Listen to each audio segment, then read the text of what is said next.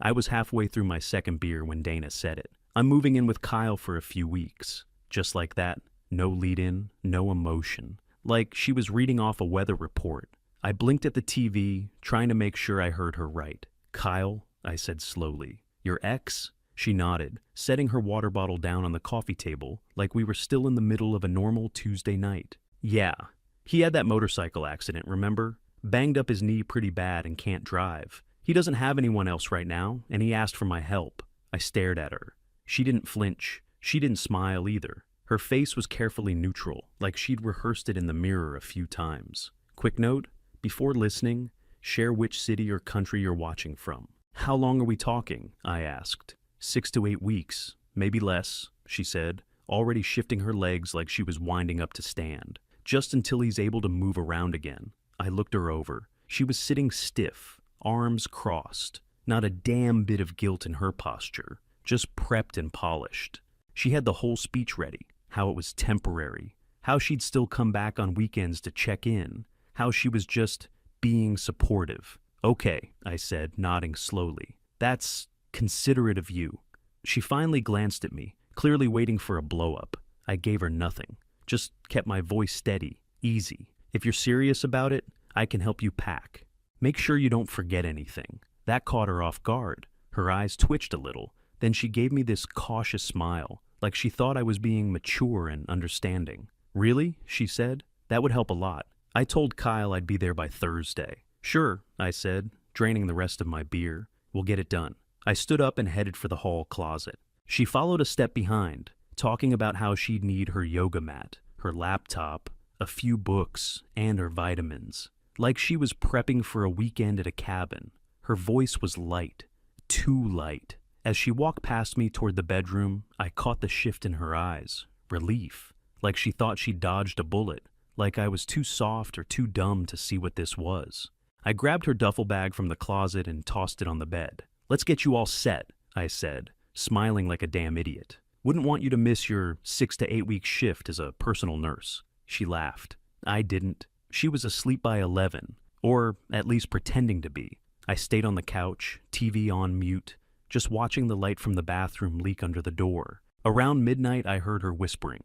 I turned the volume all the way down and leaned in. Her voice was low, but the tile made it bounce. I caught every word. No, babe, I'm serious. He didn't even argue. Short pause. Yeah, by Thursday. We'll finally be together again. I can't wait either. Another pause. Love you, love you. I sat there, jaw clenched so tight, I thought I might crack a molar. Then the toilet flushed and the shower kicked on. I waited for the water to really start before I moved. Her laptop was on the dining table, still open from earlier. She had a dumb habit of never logging out. I slid into the chair, cracked my knuckles once, and got to work. Inbox was open. No password prompt. Just sitting there like a loaded gun. First email at the top was from Kyle. Subject line. Finally, I clicked it. Only a few more days. Can't believe this is real. Feels like we've been planning this forever. Under that, his little heart emoji. Grown man sending hearts to my wife. I scrolled back.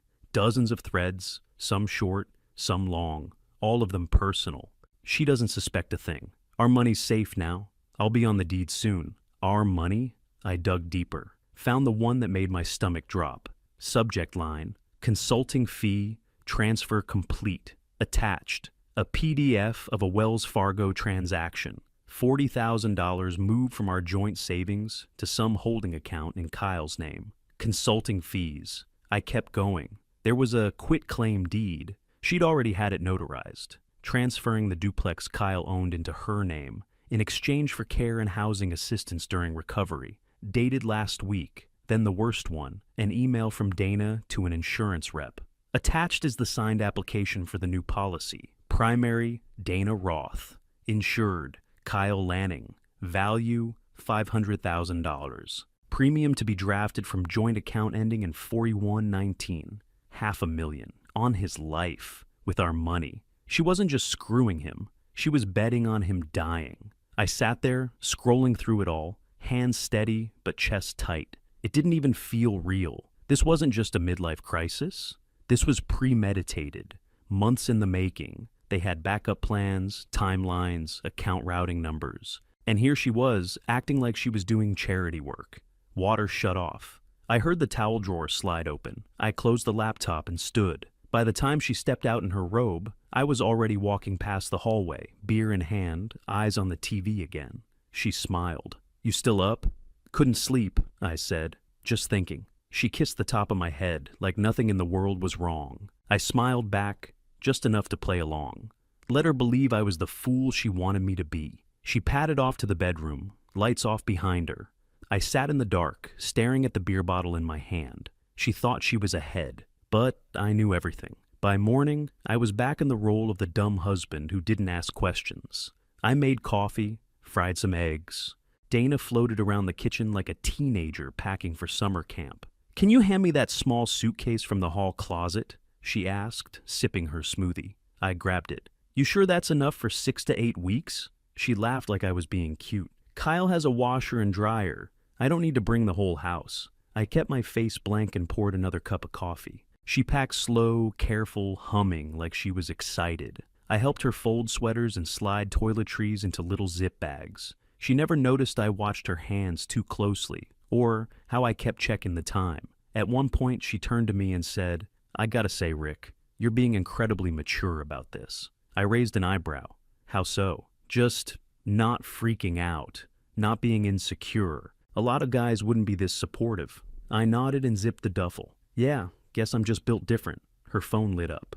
"Kyle, ready when you are." We loaded her stuff into the back of my truck. She had her travel mug, her favorite cardigan, and that stupid little herbal neck pillow she always brought on plane rides. She looked like she was heading to a spa. The drive was 20 minutes. She talked the whole way about how Kyle's place was a mess, how she'd need to get groceries, how she might reorganize his fridge. I grunted in the right places, let her paint the picture of her new life, a life I apparently wasn't part of. She turned to me just as we were pulling into Kyle's driveway. "You really are being amazing about this. I think it shows how evolved you are." "Yeah," I said.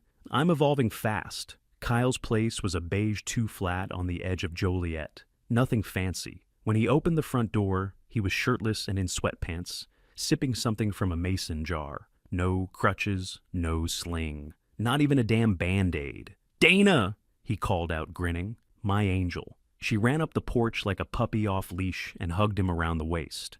I grabbed the duffel and followed behind, handing it off with a smile. "I put in a few extras," I said. "Teas and some frozen meals she likes, just in case she gets too busy nursing you back to health." Kyle smirked. "Appreciate it, man." Dana looked back at me, touched. "That was really thoughtful." "Anytime," I said. I didn't even flinch. I drove straight home. Didn't turn on the radio. Just thought through every move. Back inside, I went straight to the printer, pulled up everything. The insurance policy, the quitclaim deed, the consulting fee transfer, every email that had the word love or plan or money in it, stacked it all neat. Labeled each printout with sticky notes, cross-referenced account numbers and dates. Then I typed the letter, one paragraph. "You may want to reconsider who's moving into your life and your home. She's done this before. Follow the money." I signed it with no name, no threats, just facts. Slid everything into a manila envelope. Wrote Kyle Lanning on the front in clean black marker. I stood there a minute, envelope in hand, feeling the weight of it. Not guilt, not even anger, just clarity. I waited until the next night, just after 10, when the street out front went quiet, the kind of quiet where you could hear sprinklers 3 houses down. I took the manila envelope from the passenger seat, tucked it under my jacket, and walked toward Kyle's place like I belonged there. His porch light was burned out. Good. I moved up the steps, slid the envelope into the metal mailbox slot, and heard it drop onto the bottom with a soft thunk. No dogs barked. No blinds shifted. Perfect. I walked back to my truck without looking over my shoulder. The air felt cold enough to keep me awake the whole drive home. 2 mornings later, at 8:15 on the dot, my phone buzzed off the nightstand. I was barely awake when I answered. Dana didn't even let me say hello. "What did you do?" she screamed. "What the hell did you do?" I sat up, rubbed my eyes. "Good morning to you too." "He found it!" she yelled. "He found the envelope, Rick. He went through everything. You ruined everything." I pretended to yawn. "What's going on?" "He kicked me out. He's threatening to call the police, saying I tried to scam him, saying I'm a fraud, Rick, you have to come get me right now. There it was, the crash after the high. Where are you? I asked. In front of the house, she sobbed. Hurry, please. Rick, please. I'll be there in 15 minutes. I hung up, got dressed, grabbed my keys, and headed out the door. When I pulled up to Kyle's place, Dana was standing on the curb next to her duffel bag, hair a mess, face blotchy. She looked smaller than usual, like someone had drained her confidence out through the soles of her shoes. Kyle stood in the doorway, red-faced, shirtless again, shouting something I couldn't fully hear over the truck engine. His voice cracked every other word. Dana rushed toward me. Please let's go, Kyle yelled. She's a damn con artist. Get her off my property. I leaned my arm out the window and gave him a calm nod. Sounds like he's not doing well emotionally, I said to Dana. Must be the medication. Dana covered her face with both hands and slid into the truck. I popped the gear into drive and eased away while Kyle kept shouting down the block. For a minute, all I heard in the cab was her shaky breathing. Then she started in. This whole thing is blown way out of proportion, she said. He misunderstood the documents. And he's paranoid. You know how he gets. I was just helping him. That's all. I wasn't doing anything wrong. I let her talk. I mean, the deed stuff, that was just a precaution. And the insurance, Rick, seriously, that's not weird. People do that all the time when someone's injured. I was trying to be responsible. Kyle twisted it. I kept my eyes on the road. She kept going. And those emails, he saw months of them and took everything out of context. You know how typed messages look worse than they are. We were just catching up, I swear. It wasn't like... I turned onto the main road, let the blinker click 3 long beats. She swallowed hard. Rick, say something. What do you want me to say? I asked. That you believe me? That you know I'd never try to hurt anyone? That this was just a misunderstanding? I could feel her staring at me, waiting for some comfort, some signal she still had power in this car. But I just kept driving. She tapped her foot against the floor mat, nervous and desperate. He threw me out with nothing. He said he's getting a lawyer. He said he's going to expose me. Rick, that's insane. You know that, right? You know I'm not that person. I took a slow breath. Dana, I said, keeping my voice even, just take a minute. You've had a rough morning? She nodded quickly, grabbing onto the words like they were a rope keeping her from sinking. She kept talking, rambling about how she'd fix things, how everything would go back to normal, how Kyle would calm down once he realized he'd overreacted. I let her fill the silence. I let her convince herself. I pulled into our driveway a few minutes later, her words still spilling out, her voice cracking every few sentences. She didn't notice I never answered. As soon as we stepped inside, I dropped my keys on the counter and turned to her. Guest room's made up. You'll stay there. She blinked. Wait, what? You're not sleeping in my bed. Rick, she started, but I was already walking toward the kitchen table. Everything was laid out. Neat stacks, color-coded tabs, printouts, a pen beside each one, bank records, emails, the insurance policy, the deed, and right in the center, divorce papers with her name already filled in. Dana came in behind me, her eyes landing on the table. She stopped cold. I pulled out a chair and sat down. Go ahead, I said. Take a look. Her face froze somewhere between confusion and fear.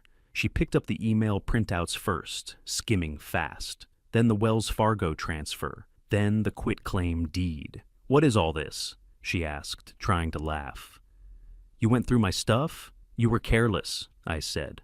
Left the laptop open. You planned the whole move. Months of emails, every dollar accounted for, every lie in writing. Her eyes darted across the table. Her hands trembled. You misunderstood all this. No, I said calmly. You underestimated me. She picked up the insurance documents next. I watched the blood drain from her face as she saw her own signature, the amount, the account number, all of it paid from our shared savings. You weren't helping Kyle. You were building a new life. You were planning to cut me out completely. She shook her head hard, stepping back. No, it wasn't like that. I pulled out another paper. Accounts are frozen, all joint ones. The money's secured under my lawyer's advisement. You don't have access to a dime. Rick, wait. I held up another page. This house? It's in my name. Bought and paid off before we ever got married. You're not entitled to it. I already had that verified. She looked like she might fall over. Her mouth opened and closed without sound. "You have 30 days to leave." Her whole body slumped. She grabbed the back of a chair like she needed it to hold her up. "Rick, please, this is insane. I messed up, okay? I made some bad calls, but I love you. I always have. I just got confused." "You didn't get confused," I snapped. "You got greedy. You thought you found a better deal, and you made your play. Now it's blowing up, and you want a safety net." Tears spilled down her face now, fast and ugly. "I didn't mean to hurt you. I was scared. Kyle, he made promises. I didn't think you still cared." I stood up slowly, looking her dead in the eye. "You lied. You schemed, and you almost got away with it." Her lip trembled. She reached for my hand, and I stepped back. "Now," I said, grabbing the divorce papers and slapping them on top of the pile. "You'll live with it." She collapsed into the chair, sobbing into her hands. I walked out of the kitchen, past the hallway, and straight into my office. Closed the door behind me. Let her cry. Let her finally feel something real. I hadn't even made it through a full pot of coffee the next morning before my sister called. "Rick," she said. "No, hello. Why is Kyle posting about Dana on Facebook? What the hell's going on?" I sipped my mug and looked out the window. "You might want to check the post yourself." 30 seconds later, her voice came back sharp. "She tried to transfer his property? She had a life insurance policy on him?" "Yep. Are you serious right now? Is that why she moved in with him?" I didn't flinch. "I just gave people the facts. They did the rest." She hung up to call someone else. That's how it started. Phone buzzing every half hour. Old friends, neighbors, even a couple of her former clients.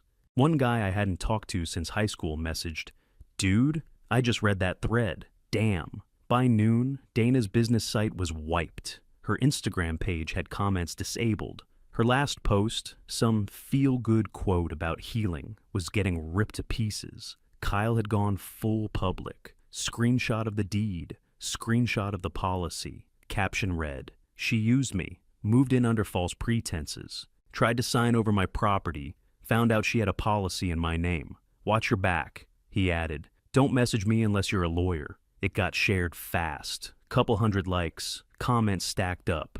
Everyone from their old college circle to total strangers piling on.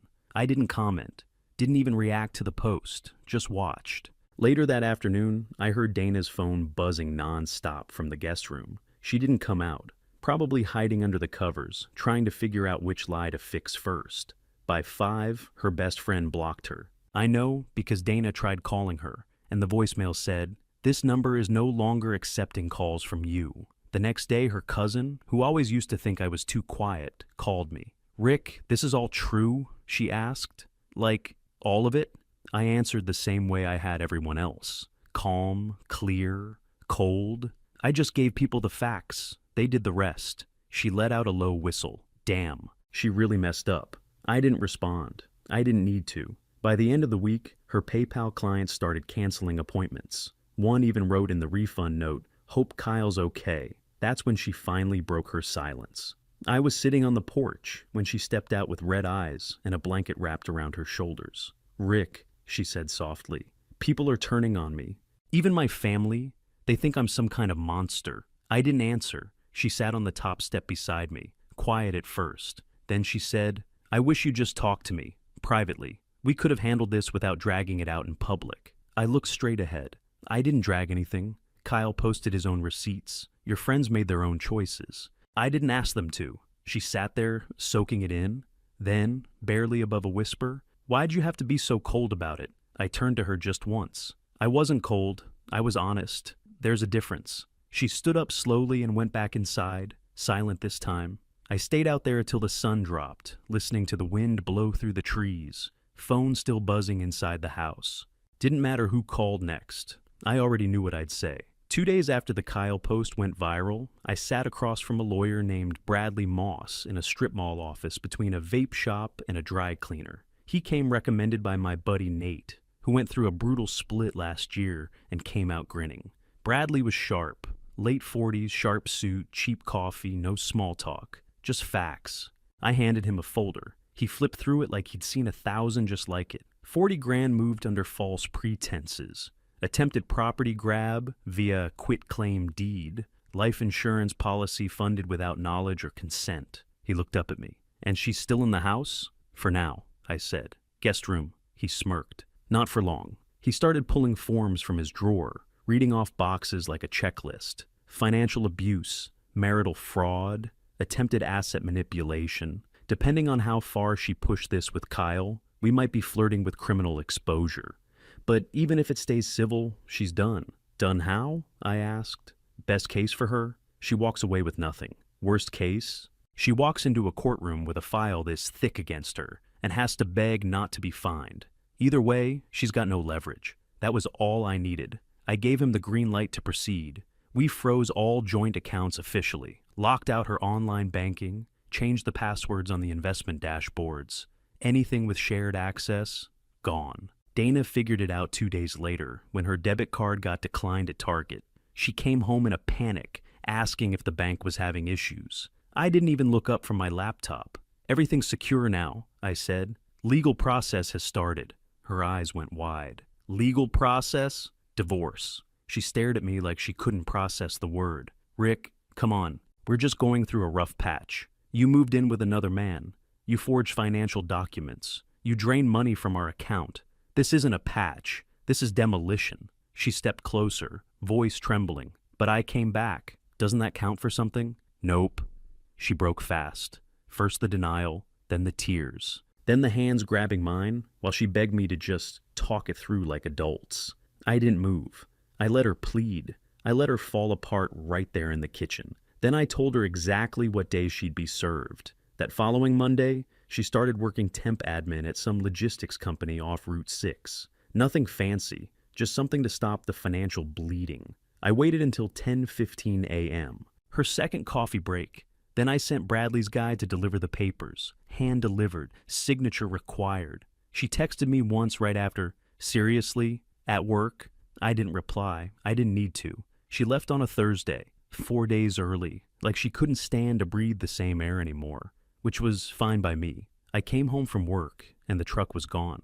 Front door locked. Silence in the house. First thing I noticed, the tension in the walls was gone. The place didn't feel like it was bracing for impact anymore. I walked through slow. Guest room, empty. Kitchen, clean. Living room, untouched. Then I got to the master bedroom. That's where the leftovers were. She'd left behind a pile of junk. Shoes she never wore, purses she probably didn't want anymore, random chargers and makeup bags, a half-full box of essential oils, and clothes. A lot of clothes. Her closet was only half cleared.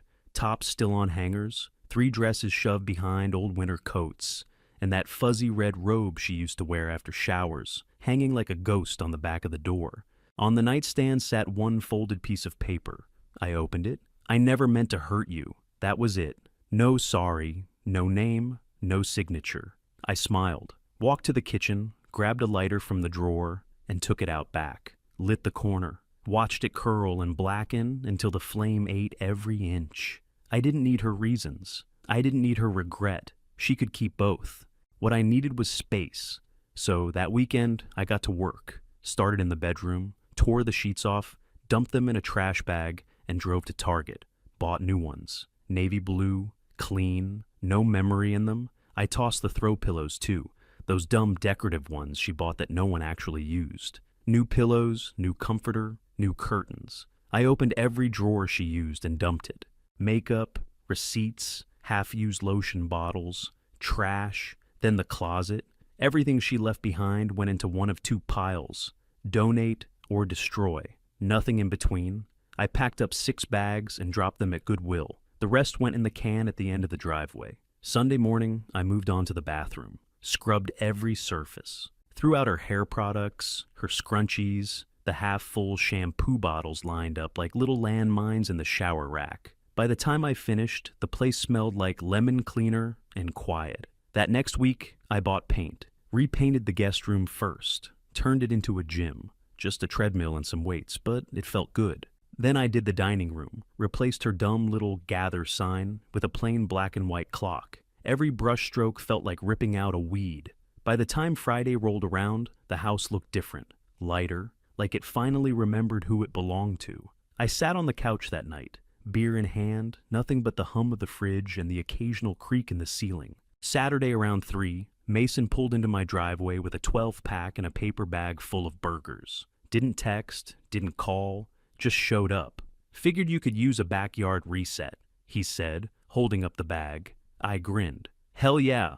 Grill's clean and ready. We set up out back, tossed the patties on, cracked a couple beers, and let the smoke do its thing. It was warm out, just enough breeze to keep the sweat from sticking. First time in weeks, I wasn't on edge. You holding up? Mason asked. I took a sip. Better now? He nodded, watching the flames flare up under the burgers. She always had that slippery vibe, man. Like you'd ask her a simple question and get a 4-paragraph answer. Yeah, I said, flipping one of the patties. I saw it. I just didn't want to believe it. He gave me a look. You think she planned it from the start? Not sure. But once Kyle reappeared, she changed. It wasn't overnight. It was quiet, like a draft sneaking in through a crack. We went quiet for a minute. Nothing but the sound of sizzling meat and a neighbor's lawnmower humming in the distance. Then Mason said, "You handled it like a pro, man.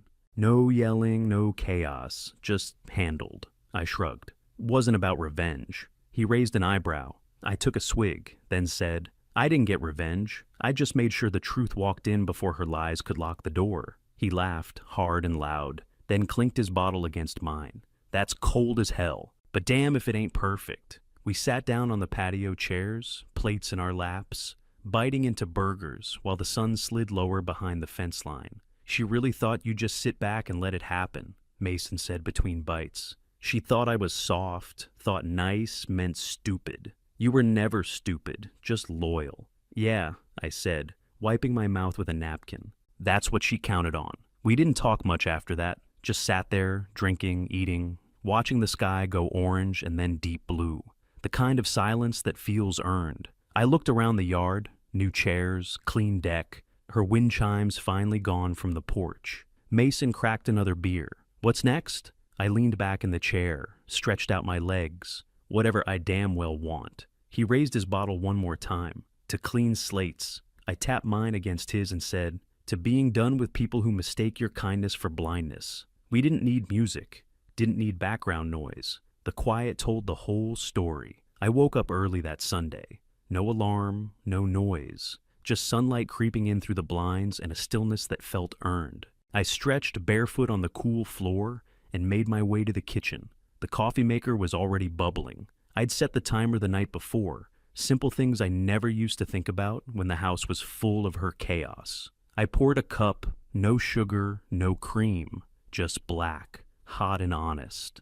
Outside nothing stirred, no cars passing, no footsteps. Just that quiet hum of a house, finally breathing easy. I grabbed my phone, half expecting some leftover mess from the week, but there was only one notification worth reading. Kyle had posted again. "Men, check your finances, trust, but verify." I chuckled and hit like. No comment, no need. 2 seconds later, another ping.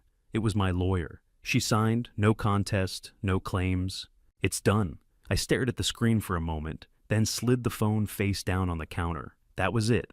No courtroom, no drawn-out fight. Just a name on a line and a door closed behind her. I finished my coffee in one long sip and headed to the garage. The old deck out back was rotting. I'd been talking about replacing it for years, but always pushed it off. Too tired, too busy, too many arguments. Not anymore. I opened the garage door and let the light flood in. Dust floated in the air. My workbench sat buried under tools and half-finished projects. I started clearing it off, one shelf at a time, one drawer at a time. Old hammers, rusty nails, measuring tape that still worked if you tugged it slow. Every drawer I emptied felt like pulling weight off my chest. I wasn't fixing something for anyone else, wasn't trying to impress or explain or defend. I was just building. A few hours passed without me checking the clock once. My hands stayed busy and my mind stayed quiet. For the first time in years, everything felt solid. No drama, no games, no masks.